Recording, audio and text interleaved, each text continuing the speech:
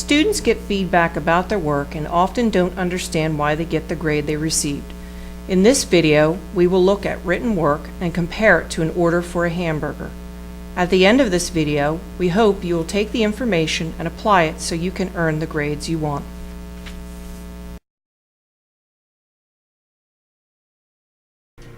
As we start today's session, this is the highest quality hamburger, and actually it's only a few dollars more than the average hamburger you're going to see a little later. And that's only actually a couple dollars more than the below average hamburger. And so as we begin to take a look at the presentation today, we're starting off with a beautiful presentation. We're going to be waiting for our hamburger to come out, which is already they've asked us what kind of cheese we want and how we want it done and the condiments we want on it. So as you begin to think about, look at this hamburger, I want you to think about your own work. This is our high quality hamburger, and it's going to be compared to an average hamburger and a below average hamburger. This first hamburger is very interesting. It's basically the chef has gone through great pains to basically make a great burger for us. We have melted cheese on there, we have condiments, we have a fresh bun that's been lightly toasted. If this hamburger tastes as good as it looks, it's going to earn an A. And the reason it's going to earn an A is because the chef's attitude. This chef wants a great reputation with his customer and has put great effort into this burger. So it's really an attitude and the effort put into it that makes this above average. And so as you begin to think about this relative to student work, you're trying to meet a professor's expectations just like this chef is trying to meet his customer's expectations. And as you're thinking about it and preparing your own work, what kind of reputation do you want among your faculty? Do you want a reputation like this chef who's put together a great burger and a great presentation? Or are you going to want to hand in average work or below average work? Just as there's high quality hamburgers, there are also high quality student work. High quality student work is always going to be organized. It's always going to be easy to follow. It'll follow all the specifications given by the faculty member. There'll be few, if any, errors in the work. It'll also be, the layout will be appealing. There won't be hangovers to the next page. Whenever students have pictures, they'll be colorful and they'll be labeled. The print quality is always good. And basically, whenever a faculty member goes through it and they begin to look at the content and the ideas, they begin to say, hey, if it reads as good as it looks, it's going to earn an A. Basically, it's complete, it's comprehensive, the ideas all go together, and the answers to questions that faculty have posed have been well thought through, and when appropriate, students have added their own experiences.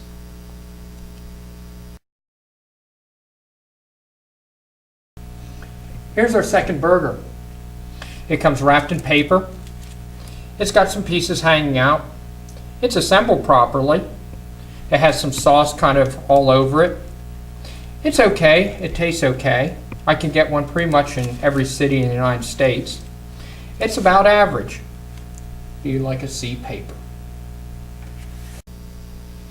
Just as there are average hamburgers, there are also average student papers. Clearly, average work is typed. However, it's not been proofread carefully. They haven't looked at it in terms of the margins being aligned, in terms of the spelling, and they'll have minor spelling errors. Sometimes answers are going to be a little bit short and they lack detail. We're also going to find commonly that there's going to be some format errors where all of a sudden they're going to change the font or add some details that don't fit very well. Essentially, all of these kind of errors are what makes a paper more average than above average.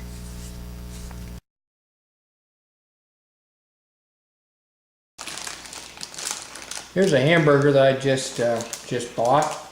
It's one of the more interesting ones I've had today. It's basically comes wrapped in plastic and they give you a napkin. There's really not much to it. There's no lettuce, no tomato, no sauce of any type, just a piece of cheese in here, and it's basically as hard as the bun.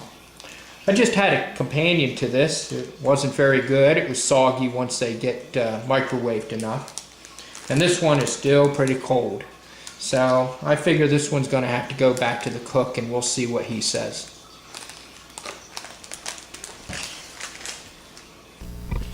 Just as our hamburgers are below average, there's student work that's below average. Oftentimes what makes student work below average is that they haven't taken time to read their work, much less even look at it after they print it out. It's riddled with errors. There are problems with formatting. There's problems with spelling.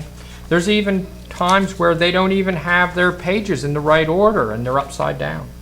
Sometimes what we're going to find is that there are problems where they just simply don't even take the time to be concerned that paper fell on the ground and they stepped on it by accident.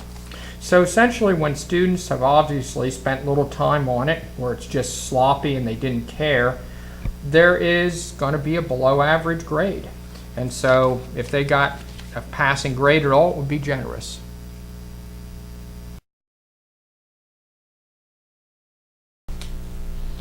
Some students are disappointed whenever they get their work back and they get feedback that says that the print quality wasn't very good.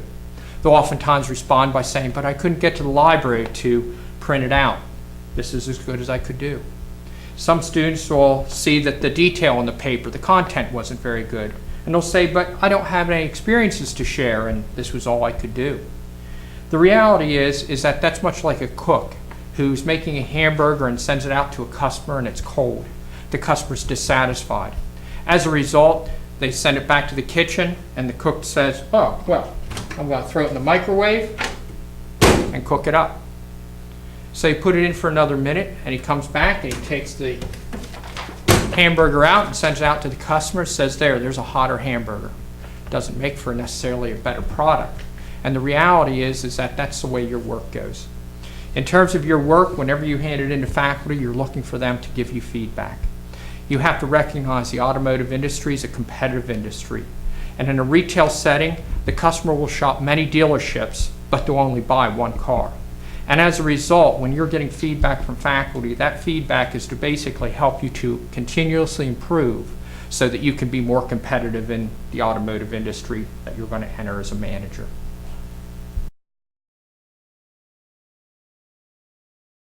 Well, I appreciate you taking the time to watch this video. The conclusion I'd like to draw is a process to help you improve your work.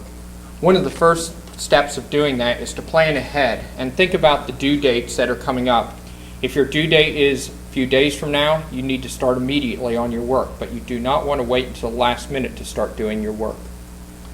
The second thing that you want to do is that you want to spend a lot of time thinking about the assignment and how you're going to do it and create an outline.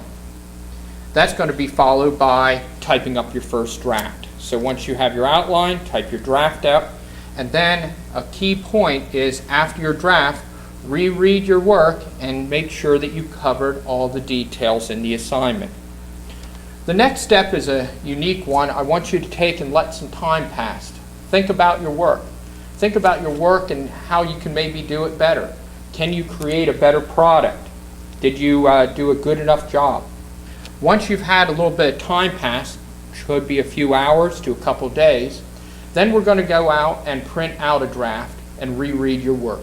You want to print it out so you can look for details to fix, just like I showed you earlier. Are the margins right? Do the tabs have the same spacing? Make sure that the words are spelled properly. When you're typing it up, you should be able to see green or red lines. Those green and red lines under a word say that you need to either correct the spelling or correct the grammar. Next, what we're going to do is we're going to go through and fix anything that you have as an oversight. You're going to make sure that the paragraphs are all aligned properly. We don't have hangovers. If you include pictures, they look right.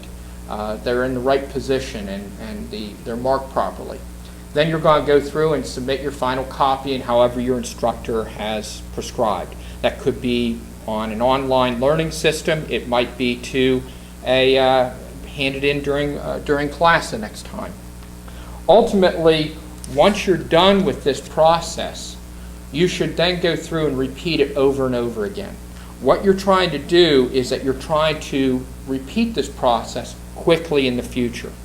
So the first time you go through this process, it's going to take you some time to do a really good job. Hopefully after you've done this a few times, it becomes second nature and you're able to do it quickly.